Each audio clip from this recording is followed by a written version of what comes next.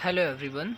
In this lecture I am going to continue class 10th history chapter number 1 nationalism in Europe or rise of nationalism in the Europe, and this is the second topic of this chapter, the making of nationalism in Europe.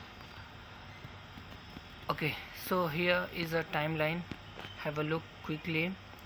कुछ important dates है कि 1797 में क्या हुआ था भाई, Napoleon invade किया था इटली में और यहीं से नेपोलियनिक वॉर स्टार्ट हो गया था। लास्ट वीडियो में हमने देखा भी था कि नेपोलियनिक वॉर जो है 1795 टू 1815 तक या 1804 तक ये नेपोलियनिक वॉर चलता है। फिर इसके बाद 1814 से 15 में नेपोलियन का जो नेपोलियन था 1815 में उसका डिफीट होता है वाटरलू में, तो नेपोलियन का एरा जो है वो समाप्त हो जाता है। और हारने के बाद, इस डिफीट के बाद वियना पीस सेटलमेंट या वियना ट्रीटी बोलते हैं इसको, ये 1815 में होता है। ठीक है भाई, उसके बाद ये आगे का टॉपिक है, इसको हम बाद में देखेंगे। ये जो सेकंड टॉपिक है making of nationalism in Europe, ये इतने में ही कवर हो जाएगा। ओके, तो आइए देखते हैं फटाफट।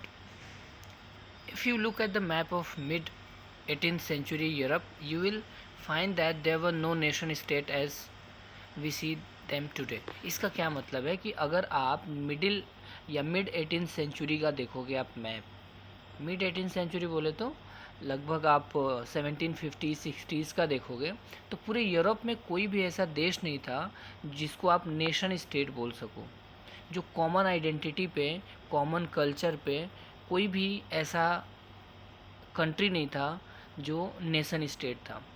हर एक जितने भी स्टेट थे सबके सब मोनार्कियल फॉर्म में थे।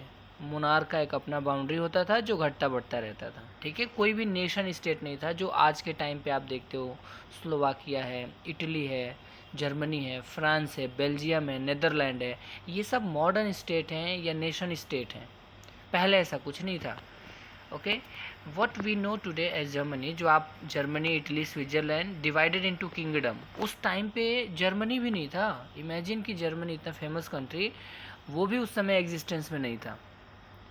ये सब डिवाइडेड थे, सब टुकड़े टुकड़े में थे। और ये डिवाइडेड कैसे थे? किंगडम में। किंगडम एक बड़ा सा एम्पायर होता है, उसको डिवाइड करोगे आप तो डचेस बनते थे, डचे। ठीक है, तो इस डचेस में, जिसको हम लोग इंडिया में प्रोविंस बोलते हैं, स्टेट बोलते हैं, है ना, तो किंगडम हो गया। उस किंगडम के भी छोटे छोटे जो पार्ट और उसका छोटा सा डिवीज़न करोगे आप तो डचीज़ बनेगा। डचीज़ को भी जब आप डिवाइड करोगे तो कैंटॉन्स बनते हैं। ठीक है, तो ये हायरार्की है इसका। किंगडम, उसके नीचे एक किंगडम में बहुत से डचेस होते थे और उस डचेस का एक रूलर होता था जिसको हम लोग जिसके रूलर को हम लोग इंडिया में गवर्नर वगैरह बोलते हैं। ठीक है, okay, next, whose ruler had their autonomous territory. और ये जो भी टेरिटरी, जितने भी उनके अंडर में टेरिटरी था वो ऑटोनोमस हुआ करता था। इसका एक एग्जांपल समझो, मुग़ल एम्पायर हो गया। मुग़ल एक किंगडम था, ठीक है, जिसका स्प्रेड आप पाकिस्तान, अफ़गानिस्तान से लेके आप इधर नियर अबाउट साउथ तक था इनका एक्सपेंशन। ठीक है, और इसके अंडर बहुत से डचेस थे, प्रोविंसेस थे। ठीक है भाई, और उस प्रोविंस के अपने अपने राजा होते थे, उनके ही रिलेटिव्स होते थे। जैसे जब मुग़ल बादशाह कोई सेंटर में था तो उसके जो बेटे होते थे, शाहजहाँ वगैरह हो गए, जहांगीर हो गए, ये जो उनके बेटे होते थे उनको किसी एक प्रोविंस का अंपायर दे दिया जाता था कि आप इसको संभालो, ऐसा कुछ। ठीक है, जैसे इंडिया टोटल हो गया तो इंडिया के अंदर में 28 स्टेट हैं, तो उनको एक एक स्टेट ऐसे डिवाइड कर देते थे कि ठीक है, उसी को डचेस बोलते हैं। ओके, और उनका हर एक, उनका अपना क्या था, ऑटोनोमस टेरिटरी था।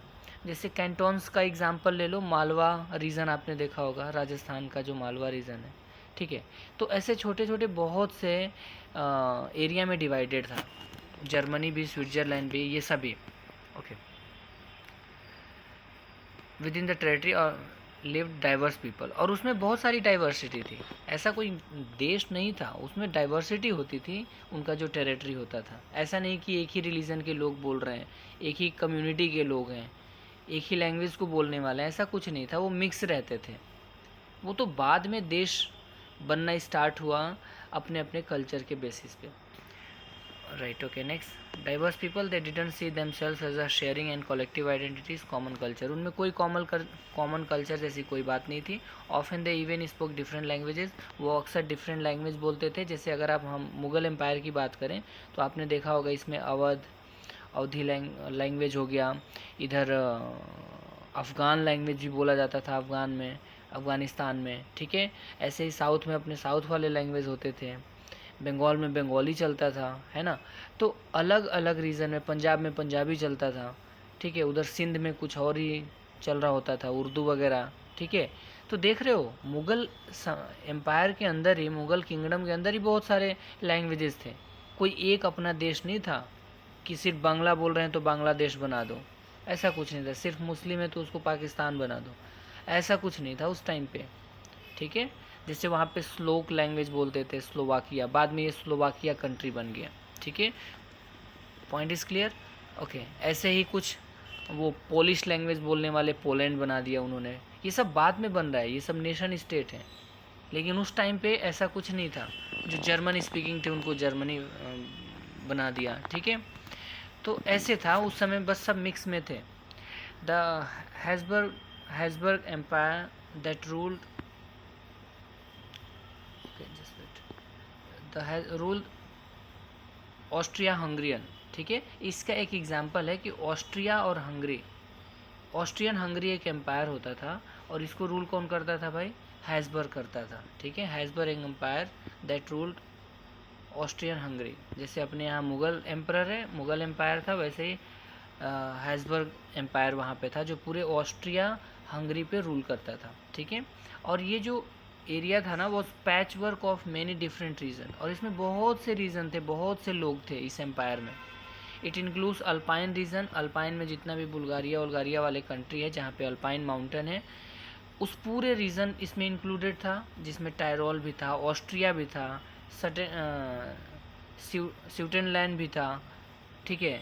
इसमें बोहेमिया भी था, ठीक है। तो बहुत सारे प्रोविंसेस को मिला के एक अम्पायर बनाया गया था, या अम्पायर रूल करता था ऑस्ट्रिया हंगरी पे, उसका नाम हैज़बर्ग अम्पायर था, ठीक है।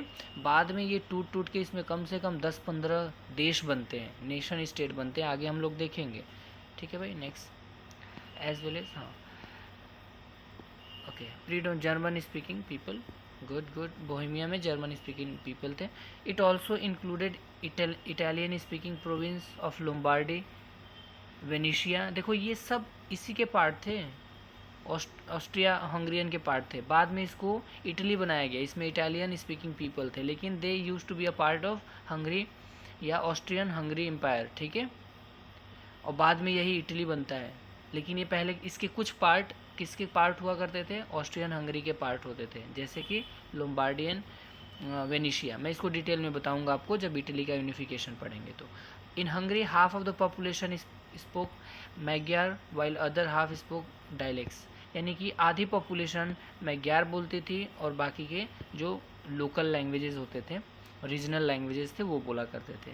गलेशिया द ऑटोक्रेसी स्पोक पोलिश, ये पोलैंड पोलिश लैंग्वेज बोलते थे, है ना। Besides this three dominant group there were lived within the boundaries of the empire a mass of subject peasant people, Bohemia and Slovak. देखो वहाँ पे इसके अलावा भी और भी डोमिनेंट, इन 3 डोमिनेंट ग्रुप के बाद भी और भी लोग रहते थे जो ज़्यादातर किसान थे, ठीक है। जैसे देखो एक स्लोवाक्स, ये भी फार्मर्स है वहाँ के, और स्लोवाक बाद में जाके कंट्री बनता है स्लोवाकिया। ये स्लोवाक वहाँ की कम्युनिटी है, पीजेंट कम्युनिटी है, ठीक है, देख रहे हो आप नॉर्थ में। वैसे ही स्लोवीन्स, ये भी एक कम्युनिटी वहाँ के फार्मर ग्रुप है, जिसको हमने बाद में ये जाके स्लोवेनिया बनता है देश, इन लोगों ने अपनी डिमांड करी थी। ऐसे क्रोएट्स हैं, बाद में ये क्रोएशिया बना रिसेंटली, मतलब बहुत लेट में ये बना है क्रोएशिया, समझ गए भाई।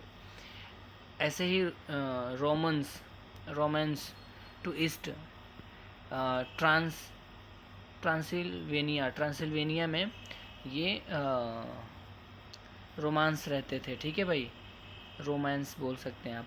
सच difference didn't easily promote a sense of political unity. आपको लगता है कि इतने सारे डिफरेंसेस होने के बाद भी हर कोई अपना एक पॉलिटिकल एंटिटी यूनिटी समझता होगा?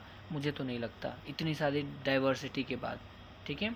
इनमें कोई सेंस ऑफ कलेक्टिवनेस नहीं था, ठीक है, कोई पॉलिटिकल यूनिटी नहीं था, सब अपने अपने स्टेट से, प्रोविंस से, डचेस से मतलब रखते थे। The only tie binding this diverse group together was a common allegiance to emperor. तो फिर ये एक दूसरे से बंधे कैसे थे? इसका सिर्फ और सिर्फ एक ही कारण था कि देवर एलिजाइंस to the emperor.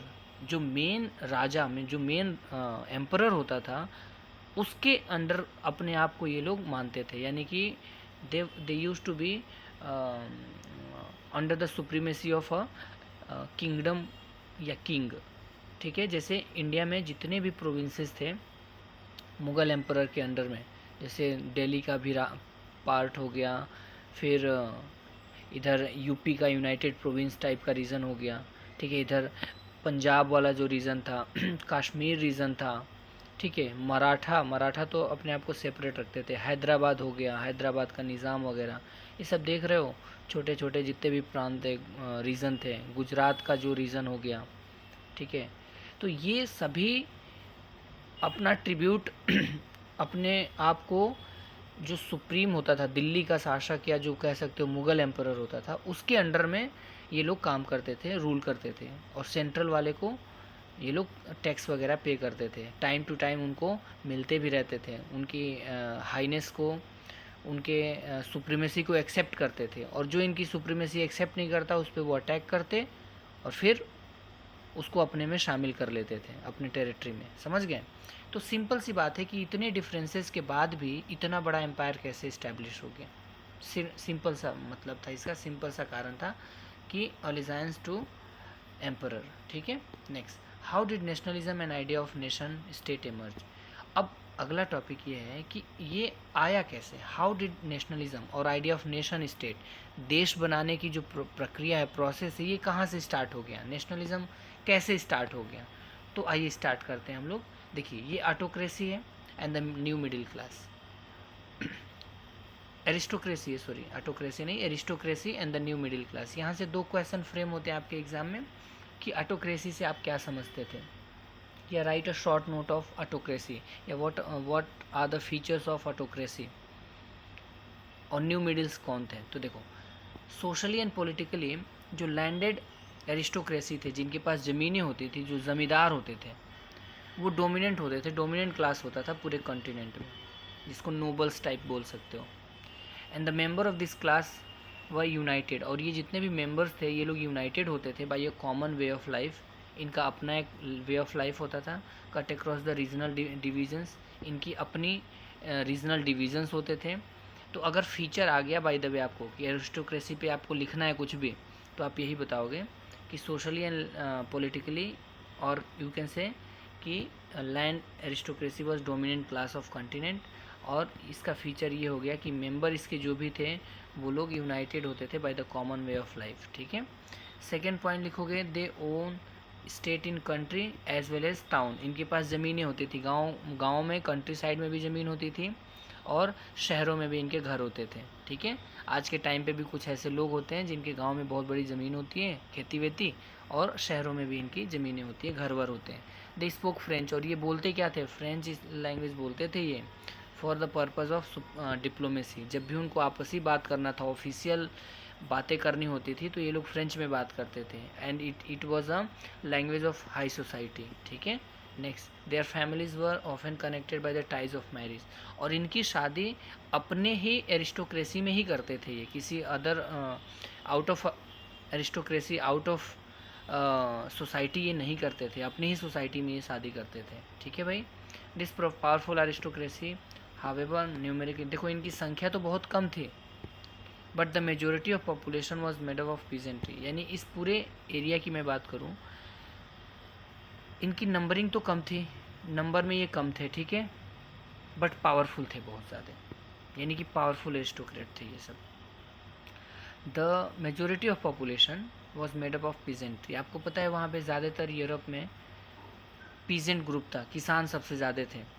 To west the bulk of land was farmed by tenants. लेकिन वहाँ पे किसान बहुत ज़्यादा थे, पीजेंट्री बहुत ज़्यादा थे, लेकिन ज़मीनें इनके पास नहीं होती थी। ज़मीन किसके पास होती थी, लैंड किसके पास होता था, ये होता था यही एरिस्टोक्रेट के पास। ठीक है, लोग इनसे किराए पे ज़मीन लेके खेती करते थे। ठीक है, the bulk of land was formed by the tenants. Tenants का मतलब होता है किराए, किराए के किसान, मतलब जो किराए पे लेके ज़मीन रेंट पे लेके, रेंटल फार्मर्स होते हैं ये लोग, रेंट पे लेके एग्रीकल्चर करते हैं। या तो जिसके पास थोड़ी सी ज़मीन हो, स्मॉल ऑनर्स होते थे, या तो थोड़ी बहुत 2-4-5 किले की ज़मीन हो, बस इतना ही। While in the eastern and the central Europe का क्या पैटर्न था, तो यहाँ पे लैंड होल्डिंग्स जो था वो वास्ट होता था, विच वर कल्टिवेटेड बाई सर्फ, और ये सर्फ इसको कल्टिवेट करते थे। सर्फ का मतलब क्या होता है कि एक तरह के किसान गुलाम कह सकते हो, ये लोग स्लेव होते थे, वो लैंडलॉर्ड की ज़मीन पे गुलामी मतलब खेती करते थे बस, और जो लैंडलॉर्ड होता था वो उनको खिलाने पिलाने को दे दे, कुछ भी दे दे उनको अपनी मर्ज़ी से। ठीक है, कोई उनका हिस्सा नहीं होता, कोई शेयर नहीं होता, लैंडलॉर्ड की मर्ज़ी पे थे वो लोग। उनको बहुत से जो आपने सुना होगा ना, वो स्लेव्स खरीद के लाए जाते थे, यहीं पे वो लोग इनसे खेती वेती कराई जाती थी, तो ये लोग गुलाम हुआ करते थे, सर्फ्स। ठीक है, okay next. In the western part of central Europe, अब थोड़ा वेस्टर्न पार्ट का भी देख लेते हैं। वहाँ पे क्या हुआ कि इंडस्ट्रियलाइजेशन का ग्रोथ होता है। ठीक है, production, trade means growth of town. जहाँ पे भी इंडस्ट्रियल प्रोडक्शन होता था, ट्रेड होता था, उसका मतलब होता था कि ग्रोथ ऑफ टाउन है उसका मतलब। ठीक है, इमर्जेंस ऑफ कमर्शियल क्लासेस। जैसे जैसे इंडस्ट्रियल रेवोल्यूशन हुआ, इंडस्ट्रीज़ बढ़ने लगी, और इंडस्ट्री टाउन में सबसे ज़्यादा बढ़ती थी, सेटअप होती थी, तो वहाँ पे इनका इमर्जेंस हुआ, एक नया क्लास जिसको हम लोग कमर्शियल क्लासेस बोलना स्टार्ट किया। Whose existence was based on the production for the market. इनका मेन काम क्या था भाई, कि ये जो भी डिमांड थी मार्केट की उसको प्रोड्यूस करते थे। और industrialisation began in England. England में कब बिगैन हुआ था, कब स्टार्ट हुआ था, तो सेकेंड हाफ 1750s के बाद स्टार्ट हुआ था। लेकिन फ्रांस में कब हुआ था भाई, फ्रांस और बाकी जर्मनी के अदर पार्ट में हुआ ये इंडस्ट्रियलाइजेशन, ये हो रहा है आपका ड्यूरिंग द 19th सेंचुरी, यानी कि 1800 के बाद हो रहा है। 1814, 15, 16, 50s में इतना लेट हुआ, मतलब 50-60 साल बाद फ्रांस और जर्मनी में इंडस्ट्रियल रेवोल्यूशन आया। Right, okay next. इन इस way middle class made up of the industrialist businessman. अब देखो यहाँ पे एक और ग्रुप आ गया। अभी तक आपने क्या पढ़ा था, अभी तक आपने पढ़ा था कि एरिस्टोक्रेसी थी, जिनके पास ज़मीनें बहुत थी, लैंडलॉर्ड्स टाइप के लोग थे। और अब एक नया ग्रुप आया, कब आया, इनका ईजाद कब हुआ, इनका ओरिजिन कब है, तो इंडस्ट्रीज़ जब लगने स्टार्ट हो गए शहरों में, तो एक नया क्लास आया जिसको बिज़नेस ग्रुप बोलते हैं, बिज़नेस क्लास बोलते हैं, और यही लोग मिडिल क्लास कहलाए। और ये किसके बने हुए थे, इस मिडिल क्लास में कौन कौन लोग शामिल थे, तो जितने भी इंडस्ट्रियलिस्ट थे, बिजनेसमैन थे, प्रोफेशनल्स थे। प्रोफेशनल्स में कौन, टीचर हो गए, डॉक्टर्स हो गए, लॉयर्स हो गए। ठीक है, ये सभी मिडिल क्लास के लोग थे। In the central and eastern Europe this groups were smaller in number.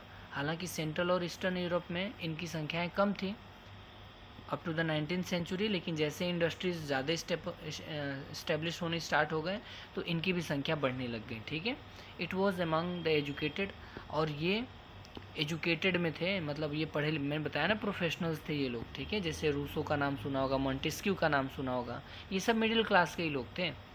Liberal middle classes, that idea of national unity following. Okay, अगला देखते हैं ये वाला क्या कह रहा है कि इस मिडिल क्लास में कौन कौन लोग थे, तो एजुकेटेड लोग थे, कुछ लिबरल थे, लिबरल मतलब जो आज़ादी की मांग कर रहे हो, लिबरल, लिबर्टी चाहिए जिनको, फ्रीडम चाहिए, ऐसे क्लासेस। और इनका मेन आइडिया क्या था, आइडियाज़ ऑफ नेशनल यूनिटी, एक देश होना चाहिए, यूनाइटेड होना चाहिए। और ये कब होना चाहिए, एक देश को यूनिफाई कर देना चाहिए after abolition of aristocratic privileges. जितने भी एरिस्टोक्रेटिक प्रिविलेज मिला हुआ है कि उनको टैक्स नहीं दिया जाएगा, उनके पास ही ज़मीन होंगी, प्राइवेट प्रॉपर्टी कुछ होता ही नहीं था उस टाइम पे लोगों के पास, सब यही नोबल ज़मीन रखते थे। जैसे आज के टाइम पे आपके पास बहुत सारे अपने सबके अपने अपनी ज़मीनें हैं, अपने अपने घर है, अपने प्राइवेट प्रॉपर्टी है। उस समय ऐसा नहीं होता था, सभी ज़मीनें लैंडलॉर्ड या नोबल्स के पास होता था।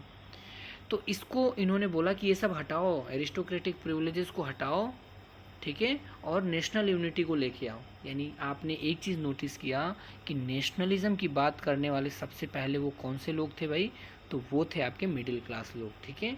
तो इनका ही एग्ज़ाम में क्वेश्चन भी आता है कि मिडिल क्लास का क्या रोल रहा है, ठीक है भाई। Okay, what did liberal nationalism stand for?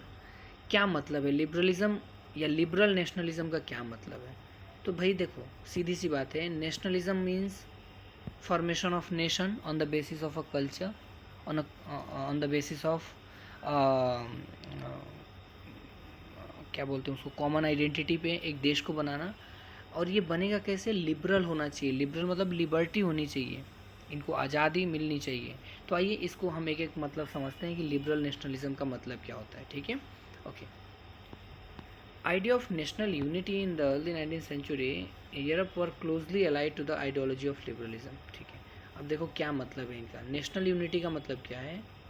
National unity का मतलब ये है आइडियोलॉजी ऑफ लिबरलिज्म। लिबरलिज्म का मतलब क्या है? लिबर्टी। ये वर्ड आया है लिबर वर्ड से, लैटिन का है, जिसका मतलब होता है फ्री। यानी फ्री करो भाई, हमें आज़ाद करो। For the new middle class, यही न्यू मिडिल क्लास इनको क्यों बोला गया? जो नए नए प्रोफेशनल्स आ रहे थे, एजुकेटेड पीपल आ रहे थे, बिजनेसमैन आ रहे थे, ये सभी को न्यू मिडिल क्लास बोला गया। और new middle class is liberalism stood for. यही एग्ज़ाम में क्वेश्चन आएगा कि आपका ये न्यू मिडिल क्लास के हिसाब से लिबरलिज्म का क्या मतलब है। तो आप यही बताओगे कि इनका मतलब ये है कि फ्रीडम फॉर इंडिविजुअल्स, ठीक है भाई। या सिंपल आपसे पूछे कि लिबरल नेशनलिज्म का मतलब क्या है, तो मतलब सिंपल सा यही है कि इसका मतलब है फ्रीडम फॉर इंडिविजुअल्स, हर एक बंदे की अपनी आज़ादी होनी चाहिए, equality of all before law, कानून होना चाहिए, अब देश रूल ऑफ लॉ होना चाहिए। अब कोई राजा वाजा, कोई मोनार्च, कोई किंग रूल नहीं करेगा, ठीक है। इक्वालिटी ऑफ ऑल होना चाहिए before law, equality of all before the law होना चाहिए, ठीक है। और क्या होना चाहिए? तो देखो ये पहला पॉइंट हो गया फ्रीडम फॉर इंडिविजुअल, दूसरा मैंने ये बता दिया इक्वालिटी ऑफ, ठीक है। Politically it emphasise the concept of government. और इनकी एक और बात थी कि पॉलिटिक्स कैसा होना चाहिए? तो एक गवर्नमेंट होना चाहिए, कॉन्सेप्ट ऑफ गवर्नमेंट होना चाहिए बाय कंसेंट, जिसमें लोग सहमत हों, जिसको लोग चुने, इलेक्ट करें, ऐसी सरकार होनी चाहिए। ये बाय बर्थ वाला नहीं चलना चाहिए। अब since the French revolution liberalism had stood for the end of autocracy. आपको पता है फ्रेंच रेवोल्यूशन का, जब फ्रेंच रेवोल्यूशन हुआ था तो उस टाइम पे लिबरलिज्म का क्या मतलब था? अलग अलग फेज़ में लिबरलिज्म का मतलब बदला है, ठीक है भाई। ये न्यू मिडिल क्लास के लिए फिर लिबरलिज्म क्या था? तो आपको मैंने बता दिया, इंडिविजुअल फ्रीडम होना चाहिए, इक्वालिटी बिफोर लॉ होना चाहिए, एक गवर्नमेंट होनी चाहिए, government on the basis of people's consent होना चाहिए।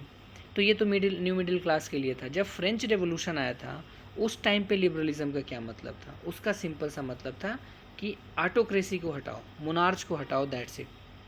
और जितने भी क्लैरिजिकल चर्च को जो प्रिविलेज मिला हुआ है ना, यानी राजा और जो चर्च, फर्स्ट और जो सेकेंड स्टेट के लोग थे, उनको हटाओ, बस यही इनका लिबरलिज्म था।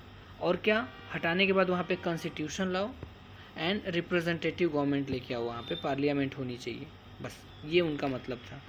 लेकिन आपको पता है कि 19th century liberalism also stress the inviolability. लेकिन बाद में चल के ये लिबरलिज्म में और नए नए पॉइंट ऐड होने लगे। और वो पॉइंट ये भी था कि हमें प्राइवेट प्रॉपर्टी होना चाहिए, हमको अपने पास भी राइट टू प्रॉपर्टी होना चाहिए। जैसे इंडिया में इसको स्टार्टिंग में फंडामेंटल राइट रखा गया था, राइट टू प्रॉपर्टी, मतलब ज़मीन आप अपना खुद का रख सकते हो, समझ गए आप? ओके, इन्हीं सब वजहों से इंडियन कॉन्स्टिट्यूशन में ये सब रखा गया। तो ये कुछ डिमांडें थी। अब देखो अभी लिबरलिज्म का क्या मतलब है और आगे डिटेल में समझते हैं। देखो इक्वालिटी बिफोर लॉ का क्या मतलब था? आज के जैसा इक्वालिटी बिफोर लॉ नहीं था उस टाइम पे। Didn't necessarily stood for the universal suffrage. Universal suffrage नहीं था, सफरेज का मतलब होता है राइट टू वोट, समझ गए? सिर्फ उन्हीं लोगों को वोट देने का राइट था। Right to vote and get elected was granted exclusively to the property owning people. ठीक है, जिसके पास प्रॉपर्टी होता था, जो टैक्स देता था, सिर्फ उनको ही वोटिंग राइट था। उस टाइम पे भी, फ्रेंच रेवोल्यूशन के टाइम पे भी, one vote one person one vote one value का कॉन्सेप्ट नहीं था। सिर्फ जिनके पास प्रॉपर्टी है, जिनके पास पैसे हैं, जो टैक्स देते हैं, सिर्फ वही वोट कर सकते हैं। And very important, see the condition of women, men without property and all womens were excluded from political rights. किसी भी वीमेन को और जिसके पास ज़मीनें नहीं है उनको कोई पॉलिटिकल राइट नहीं दिए गए, ना तो वो इलेक्शन में लड़ सकते हैं, ना तो वो वोट दे सकते हैं। ये था उस टाइम पे। लेकिन बाद में नेशनलिज्म का मतलब बदलेगा, ये उस टाइम का नेशनलिज्म का मतलब था, only for a brief period. हाँ, ये जो राइट मिला था ना, थोड़े समय के लिए, जब जैकोबिन्स क्लब रूल कर रहा था, ठीक है, उस टाइम पे थोड़ा सा ऑल एडल्ट मेल को सफरेज एंजॉय करने को मिला कि जितने भी एडल्ट हैं सबको वोटिंग राइट मिलनी चाहिए। लेकिन उस टाइम पे भी वीमेन को वोटिंग राइट नहीं था, समझ गए। हावेवर द नेपोलियनिक, अब उसके बाद नेपोलियनिक कोड आ गया, वहाँ पे नेपोलियन आ गया, went back to the limited suffrage, इसने फिर से लिमिटेड कर दिया, ठीक है, and reduce women to status of minor, और फिर से वीमेन की कंडीशन इनकी ख़राब कर दी, अब इनको माइनर डिक्लेयर कर दिया, यानी कि अब वो लोग वोट नहीं कर सकते। Subject to the authority of fathers, इसने भी, नेपोलियन ने भी फादर वाली जो मेल डोमिनेटेड अथॉरिटी होती है उसको इस्टेब्लिश कर दिया, ठीक है। Throughout the 19th and early 20th century women and non property, in short अगर बोला जाए तो पूरे 19th और स्टार्टिंग के 20th सेंचुरी में वीमेन और नॉन प्रॉपर्टीड मैन को वोटिंग राइट था ही नहीं। और जब वोटिंग राइट नहीं था तो ये सभी लोग एक अपोजिशन मूवमेंट ऑर्गेनाइज कर दिया, और वो क्या डिमांड करने लगे, इक्वल पॉलिटिकल राइट मांगने लगे कि भाई वीमेन को भी, जो नॉन प्रॉपर्टी पीपल है उनको भी वोटिंग राइट होना चाहिए। अब धीरे धीरे ये बढ़ रहा है, देख रहे हो, अब धीरे धीरे ये मूवमेंट बढ़ेगा और फिर मिडिल क्लास भी ग्रो करेगा, उनकी डिमांड भी रेस करी जाएगी, और फिर लिबरलिज्म की डिमांड होगी और देश बनने स्टार्ट होंगे। अब थोड़ा इकोनॉमिक स्फेयर में देख लो कि कैसे मिडिल क्लास ग्रो कर रहा है। एक तो पॉलिटिकल डिमांड बढ़ रही थी मिडिल क्लास लोगों की, जिसमें वीमेंस थी और नॉन प्रॉपर्टी पीपल थे। उनके लिए आज़ादी का मतलब क्या था, लिबरलिज्म का मतलब क्या था, समझ गए आप। वोटिंग राइट दो, पॉलिटिकल राइट दो। इससे पहले मैंने आपको बताया था कि जो बिजनेस क्लास थे, न्यू मिडिल क्लास थी, उनके लिए पॉलिटिकल या लिबरलिज्म का मतलब क्या था, तो उनको चाहिए भाई फ्रीडम, ठीक है, इक्वालिटी बिफोर लॉ चाहिए, ठीक है, तो ये सब कुछ था। अब हम समझते हैं कि इकोनॉमिक, जो बिज़नेस क्लास था, उनके लिए क्या मतलब था लिबरलिज्म का। तो बिज़नेस क्लास के लिए, जो बिजनेसमैन थे, उनके लिए लिबरलिज्म का मतलब था freedom of market and abolition of state imposed restrictions. तो भाई जितने भी बिज़नेस क्लास के लोग थे, ये चाहते थे कि मार्केट फ्री हो जाना चाहिए। पहले मार्केट क्लोज हुआ करता था, एक मार्केट से दूसरे मार्केट में अगर आपको बेचने जाना होता है तो आपको बहुत सारे टैक्सेस देने पड़ते थे। जैसे अगर सपोज़ करो यूपी से हरियाणा जा रहे हो आप, हरियाणा से पंजाब, दूसरे स्टेट में एंट्री कर रहे हो कोई सामान वगैरह बेचने के लिए, तो आपको हर एक राज्य में, हर एक प्रोविंस में टैक्स देना पड़ता था, ठीक है। तो इसको ये चाहते थे कि कम कर दो, बिजनेसमैन यही चाहते थे कि मार्केट को ओपन कर दो। ये सब जितने भी रिस्ट्रिक्शंस लगा रखे हैं हमारे मूवमेंट्स, सामानों को मूव कराने में, गुड्स को जो भी हम मूवमेंट कर रहे हैं, इधर से उधर बेच रहे हैं, तो इसको बंद करो यार, ऐसा उनका डिमांड था। During the 19th century this was a strong, और देखो 19th सेंचुरी में ये डिमांड स्ट्रॉन्ग हो गया था। क्यों हो गया था, क्योंकि आपको पता है ना, इस टाइम पे नए नए इमर्जिंग मिडिल क्लास आ रहे थे, ठीक है, अलग अलग बिजनेसेस इस्टेब्लिश हो रहे थे, इंडस्ट्री इस्टेब्लिश हो रही थी, बस वहीं से इमर्ज होना स्टार्ट हो गया। Let's take a example of Germany speaking region. एक एग्जांपल दे रहा है ये कि जर्मनी स्पीकिंग रीजन है, वहाँ पे first half of the 19th century में क्या हुआ था, इसका एग्जांपल देखो कि Napoleon administrative measures had created out of, Napoleon ने क्या क्या एडमिनिस्ट्रेटिव मेजर्स लिए थे, आपने पहले भी थोड़ा बहुत पढ़ा है बट फिर भी देख लेते हैं। देखो इन्होंने क्या किया, सबसे पहले कि जितने भी ये कॉन्फेडरेशन थे 39 स्टेट, उनका एक कॉन्फेडरेशन बनाया, एक तरह से कह सकते हो, और ईच ऑफ दिस पजेस इस ओन। उस टाइम पे जब नेपोलियन था तो 39 कॉन्फेडरेशन थे, ग्रुप्स थे, और इतने में डिवाइडेड था, सपोज़ कर लो ये फ्रांस, टोटल 39 स्टेट कह सकते हो आप, इतनों का ग्रुप मिलके बनता था एक उस समय का फ्रांस, ठीक है। And each of this possess, और इन सब की अपनी अपनी करेंसी होती थी, हर एक राज्य की अपनी करेंसी थी, उनका अपना वेट एंड मेजर्स था, ठीक है। अ मर्चेंट ट्रेवलिंग, अगर उस टाइम पे अगर किसी मर्चेंट को ट्रैवल करना हुआ, 1883 की बात चल रही है, अगर हैम्सबर्ग से न्यूरेमबर्ग अगर आपको जाना हुआ कोई भी सामान बेचने के लिए, तो आपको 11 कस्टम बैरियर से गुजरना होता था, यानी 11 टाइप के आपको टैक्सेस देने पड़ते थे, और हर बार आपको 5% देना पड़ता था, यानी लगभग आपके 55% क्या होता था, 55% आप, आधा तो आप टैक्स में ही दे देते थे अपना, ठीक है। तो देख रहे हो कितनी प्रॉब्लम होती थी। वैसे ही ड्यूटीज़ ऑफन, ड्यूटीज़ मतलब वही टैक्स वाला जो होता है, और ऑफन लेविड, अलग से ड्यूटीज़ भी लगाई जाती थी अकॉर्डिंग टू द वेट और मेज़रमेंट, यानी कि वेट मेज़रमेंट के अकॉर्डिंग पे अगर सामान आपका ज़्यादा है तो भी आपको कुछ उस पर टैक्स देना होता था, अगर एक लिमिट होती है ना, उस लिमिट वाइज भी आपको टैक्स देना पड़ता था, अलग से वो ड्यूटीज़ सरचार्जेस लगाए जाते थे, ठीक है। ई एज इच रीज़न इस ओन सिस्टम ऑफ, इनका अपना खुद का सिस्टम था वेट और मेज़रमेंट का, दैट इन्वॉल्व्स टाइम कंज्यूमिंग, इससे बहुत ज़्यादा टाइम कंज्यूम होता था। कैसे समझते हैं, देखो, अ मेज़र ऑफ अ क्लॉथ, अगर कोई कपड़ा मापना हुआ तो measure of a cloth was L A एक मेज़रमेंट का तरीका है, ठीक है, यूनिट है जिससे आप कपड़े वगैरह मापते हो, मीटर, सेंटीमीटर, इंच वगैरह में, ठीक है। Which is in each reason, लेकिन ये हर एक रीज़न में जो एल ए था, कपड़ा मापने का जो मेज़रमेंट था, ये हर एक रीज़न में वेरी करता था, सेम था ही नहीं। जैसे एक एग्जांपल ले लो, अगर आप इसको फ्रैंकफर्ट में ख़रीदते हो तो इसका मतलब होता है 1 एल ए का मतलब हो गया 54.7 सेंटीमीटर। अगर यही कपड़ा आप मेंस में बेच रहे हो तो 55 मीटर का हो जाता था, सेंटीमीटर का, और न्यूरेमबर्ग में बेच रहे हो, ख़रीद रहे हो, तो वहाँ एक एल 65 के बराबर होता है। अब आप सोचो कि पंजाब में अगर आपको 1 मीटर कपड़ा लेना हो, फिर हरियाणा में गए, वहाँ पे पता चले 1.5 मीटर हो जाता है, यूपी में चले गए, वहाँ पे चेंज हो गया, वहाँ पे आधे मीटर को ही 1 मीटर 1 एल बोला जा रहा है, ठीक है। तो आप सोचो कि अगर कोई यूपी में ख़रीदा होगा, कोई पंजाब में ख़रीदा होगा,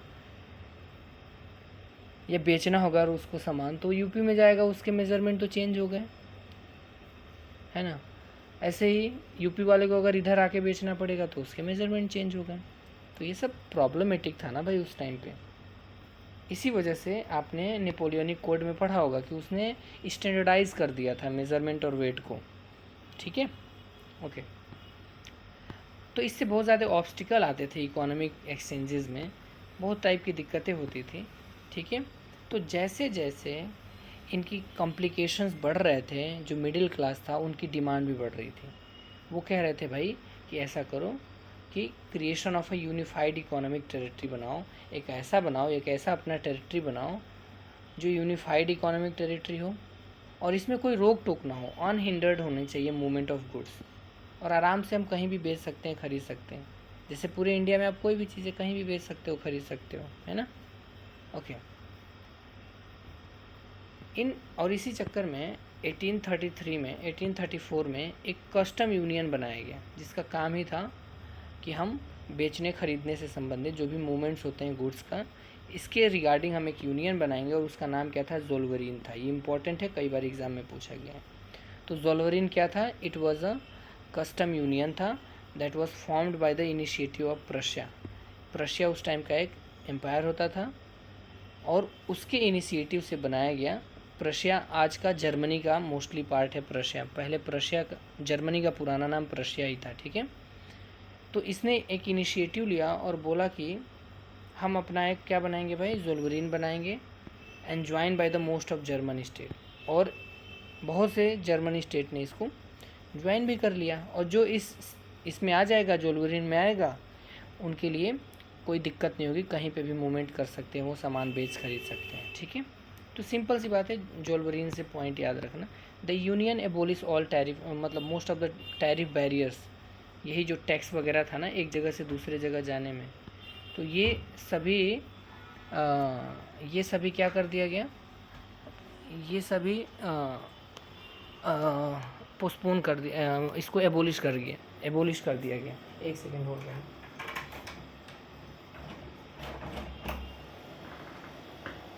एक सेकेंड बस।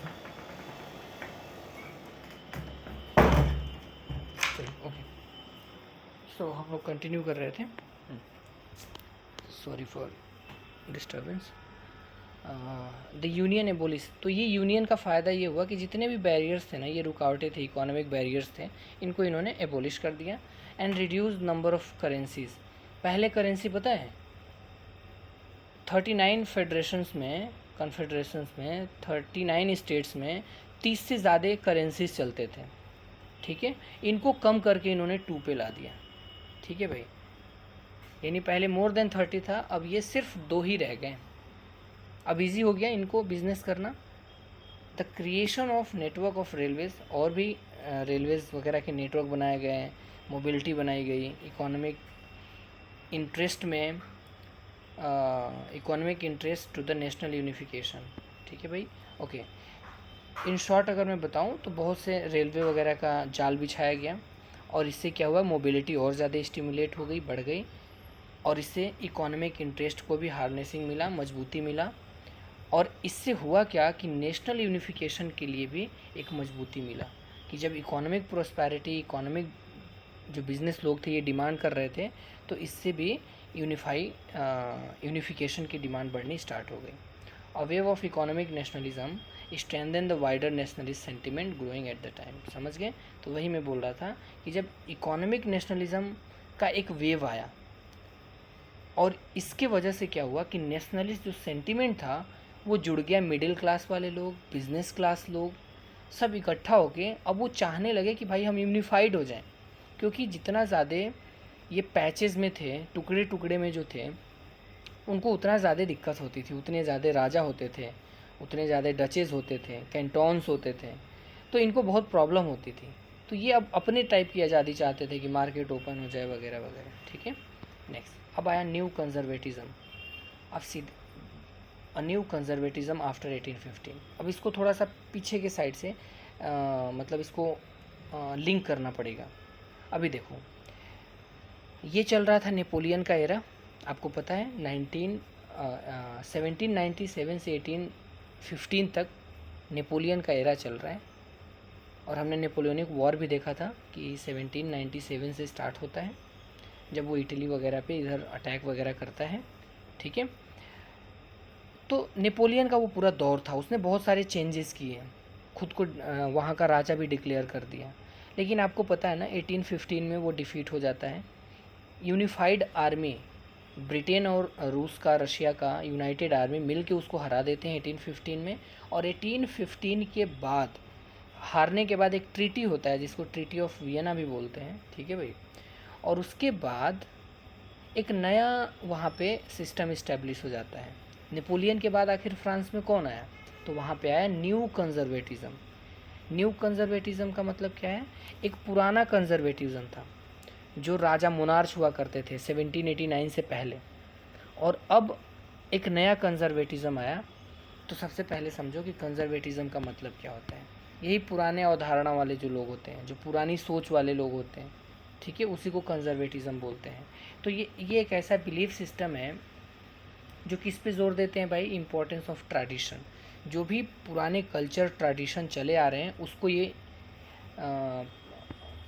उसको ये सपोर्ट करते हैं। इस्टेब्लिश इंस्टीट्यूशन, जो भी परंपराएं, जो भी पुरानी पॉलिटिकल इंस्टीट्यूशंस हैं, जैसे मोनार्च हैं तो ये मोनार्च को सपोर्ट करते थे।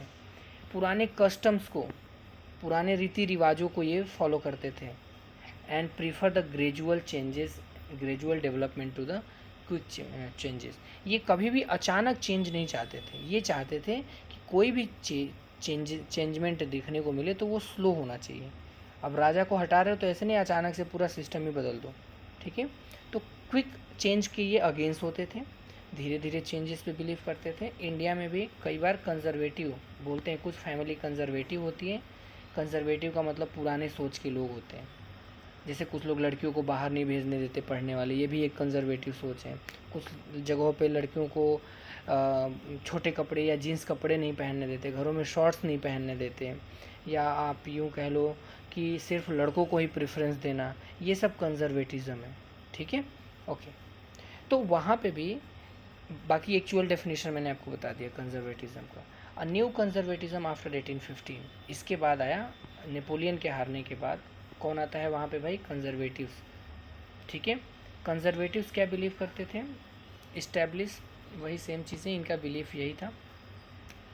जैसे ये मोनार्स में बिलीव करते थे, चर्च में रिलीजन को ज़्यादा फोकस, साइंस को कम प्रायोरिटी देना, सोशल में जो हायरार्की है यानी कास्टिज़म है उस पर फोकस करना, property and family should be preserved, इन पे प्रॉपर्टी वगैरह पे इनको वापस मिल जाए भाई, जो एरिस्टोक्रेसी वाली रूल थी, ये लोग ये चाहते थे।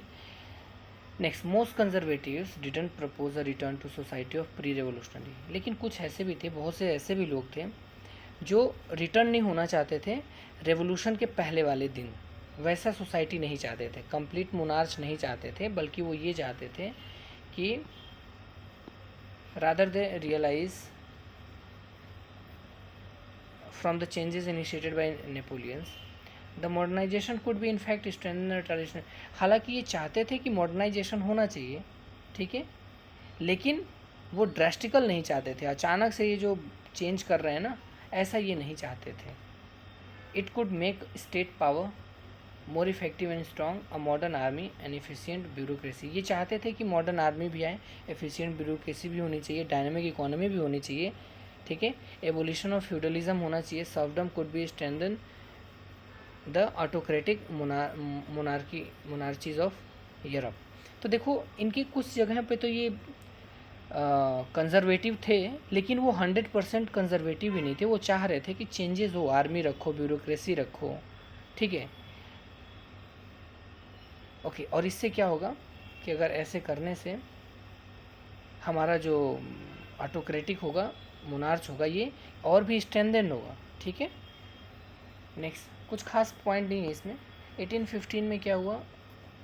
रिप्रेजेंटेटिव ऑफ यूरोप पावर्स, वही लोग थे, ब्रिटेन और रशिया, ऑस्ट्रेलिया, सब ने मिलके किसको हरा दिया भाई? नेपोलियन को। और इन्होंने वियना में एक मीटिंग बुलाई सेटलमेंट के लिए, हारने वाले पे एक ट्रीटी इम्पोज करी जाती थी। एक कांग्रेस बुलाया गया जिसको कांग्रेस ऑफ वियना बोलते हैं, और ये होस्ट किसने किया था? ऑस्ट्रिया का जो चांसलर था, ड्यूक मेटरनिच।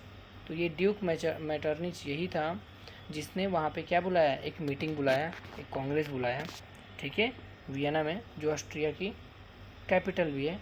यहाँ पे जितने भी डेलीगेट्स थे वो आए, और क्या बोला इन्होंने? क्या ट्रीटी एक साइन करी, उसका नाम है ट्रीटी ऑफ वियना। तो ये मोस्ट इम्पॉर्टेंट है भाई पूरे टॉपिक का, मोस्ट इम्पॉर्टेंट पॉइंट है ट्रीटी ऑफ वियना। 1815 में ट्रीटी ऑफ वियना साइन होता है विद द ऑब्जेक्ट, इसका मेन पर्पस क्या था कि जितने भी चेंज किए हैं ये नेपोलियन ने, उन सबको अनडूइंग कर दो।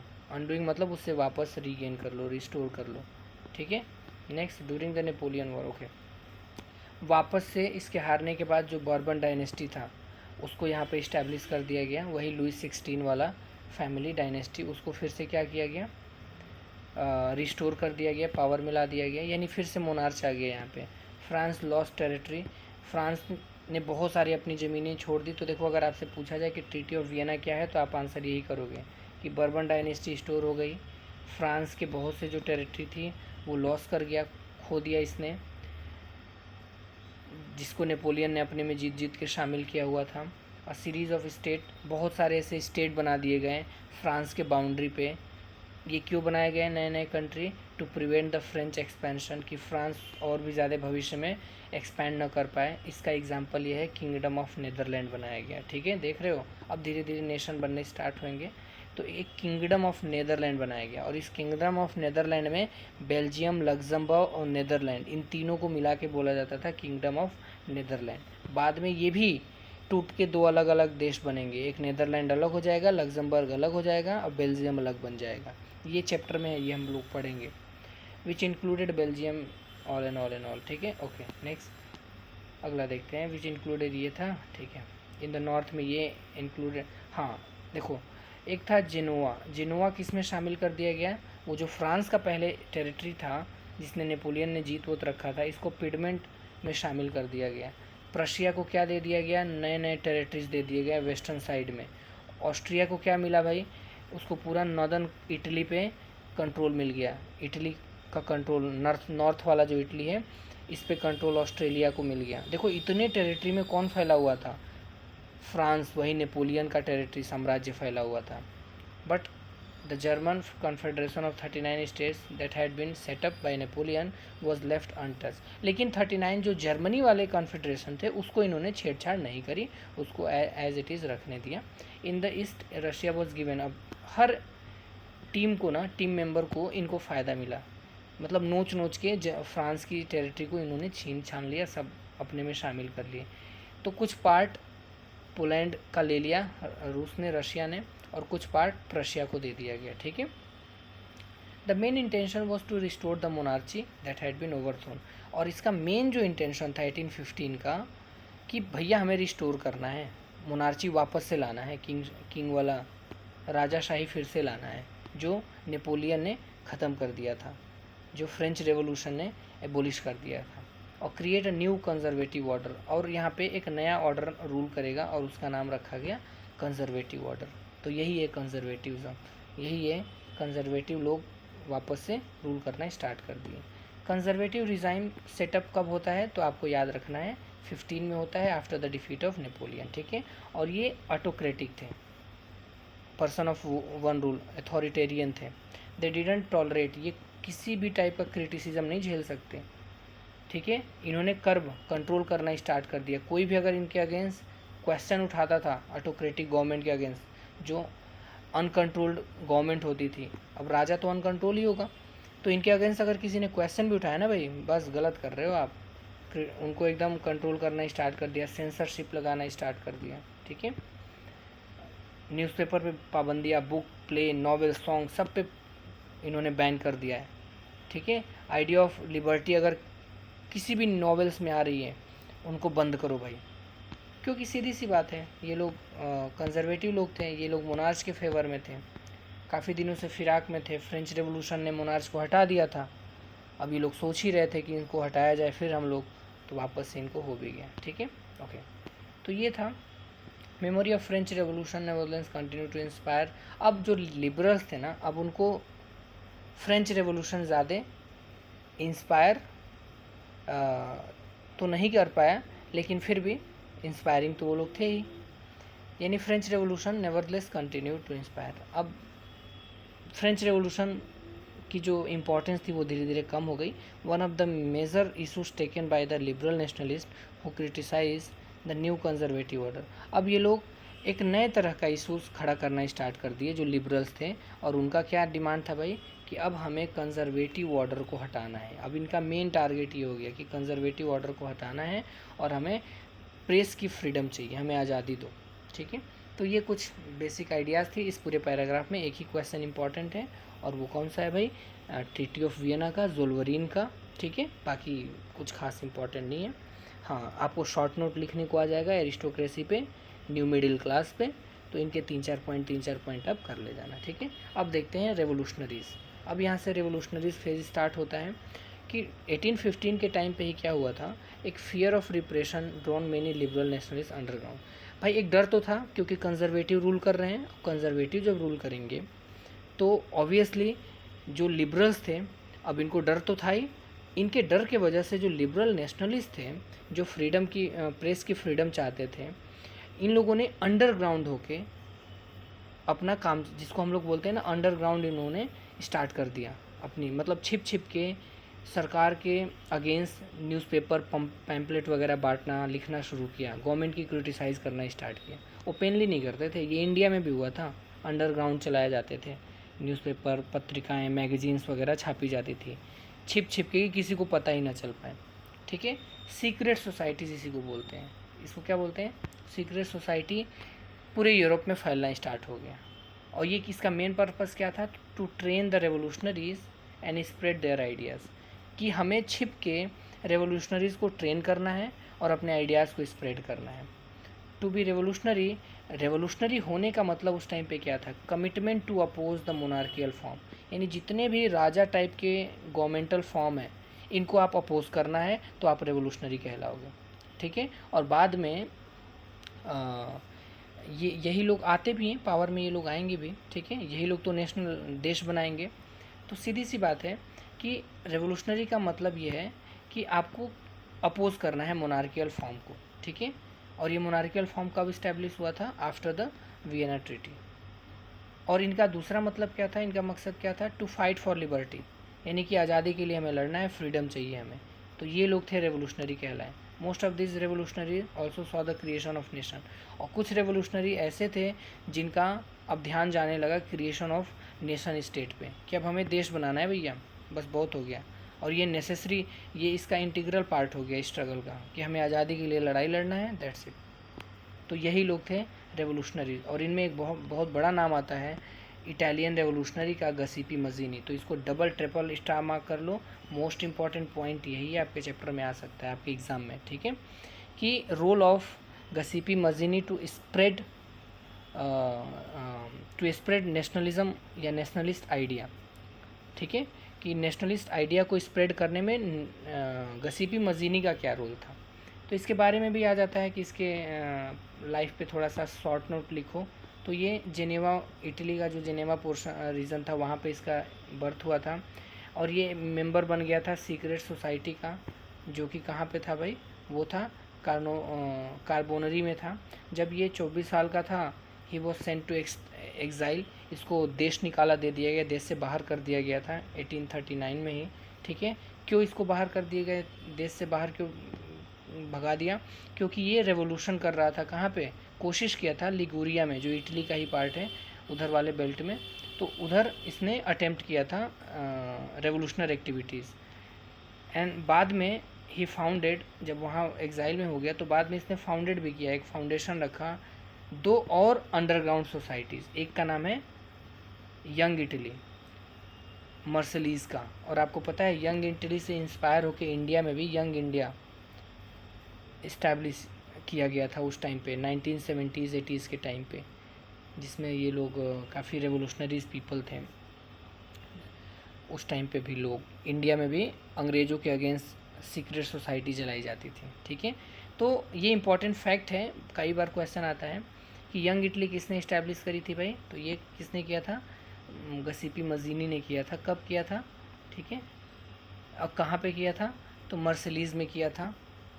नेक्स्ट यंग यूरोप और एक यंग यूरोप, एक यंग इटली और एक यंग यूरोप, ये 2 सीक्रेट सोसाइटी इस्टेब्लिश की थी। ये बर्न में था यंग यूरोप, और ये मर्सलीज में इटली वाला था, ठीक है। और इसके मेंबर एक जैसे होते थे, लाइक माइंडेड जो यंग मैन होते थे ना, इसीलिए इसका नाम है यंग इटली। जो भी लाइक माइंडेड होते थे, पोलैंड के, फ्रांस के, इटली के, जर्मन के, वो सब इसके मेंबर होने लग गए, ठीक है भाई। Mazzini believe that the God had intended nation to be an natural unit. देखो गसीपी मजीनी का ये मानना था ना कि भगवान ने, गॉड हैड इंटेंडेड नेशंस, कि भगवान ने नेशन बनाया हुआ है, और उनका इरादा ये है कि नेशन को एक नेचुरल यूनिट होना चाहिए, इंसानों की, इंसानियत की एक नेचुरल यूनिट है वो देश या नेशन, और वो बनने देना चाहिए, ठीक है।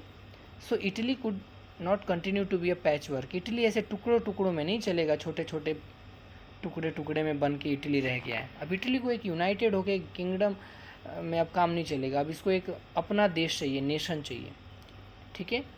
It had to be forged into the single unified republic. अब एक रिपब्लिक होगा, एक अपना देश होगा, यूनिफाइड होगा within the wider allegiance of nation. और ये किसकी बातों, किसके अंडर में रहेगा, तो ये एक नेशन, एक देश बनेगा। और वही लास्ट में जाके क्या बना भाई, इटली देश भी बना, इटली का यूनिफिकेशन भी हुआ। तो this unification alone could be the basis of Italy liberty. और आपको पता है कि इसी के बाद इटली की लिबर्टी भी इटालियन लिबर्टी भी होती है, ये आधार, एक बेस बनता है। And following his model secret society was setup in Germany. फिर इससे इंस्पायर होकर ना पूरी और भी जगहों पे भी, जर्मनी में, फ्रांस में, स्विट्जरलैंड, पोलैंड, हर जगह सीक्रेट सोसाइटी बनने लगी। और मजीनीज अपोजिशन टू मोनार्ची, इसका मेन मकसद यही था कि मोनार्च को हटाओ। And his vision was democratic Republic. और इसका मतलब था कि डेमोक्रेटिक रिपब्लिक इस्टेब्लिश करो और राजाशाही को हटाओ। और इससे पूरी कंजर्वेटिव रिजाइम डर गई थी गसीपी मजीनी से कि भैया अब तो हमारे पे ख़तरा मंडरा रहा है, कंजर्वेटिव्स को हटना ही पड़ जाएगा। तो मेटरनिच जो था इसने एक बात बोली थी, क्या बोला था कि the most dangerous enemy of our social order.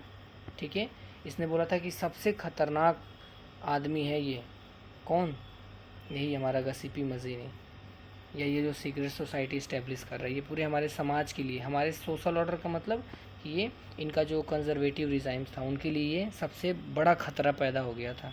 तो ये था आपका टोटल। ठीक है भाई, पूरे ये आपके आई थिंक इतना सिलेबस है आपके पीटी एग्ज़ाम में, तो आप लोग इतना रिवाइज़ कर लीजिए। ठीक है, सारे पॉइंट मैंने कवर कर दिए हैं, क्वेश्चन भी मैंने आपको हाईलाइट कर दिया है। ट्रीटी ऑफ वियना हो गया, इटली, यंग इटली वगैरह हो गया। ठीक है, कंजर्वेटिव्स कौन थे, एरिस्टोक्रेट्स थे, मिडिल क्लास वाले कौन थे, ये लिबरल नेशनलिज्म का मतलब क्या है। ठीक है, ये सारे पॉइंट्स हमने आपको डिस्कस कर दिए, बस यही इम्पोर्टेंट है। ठीक है भाई, ओके, थैंक यू।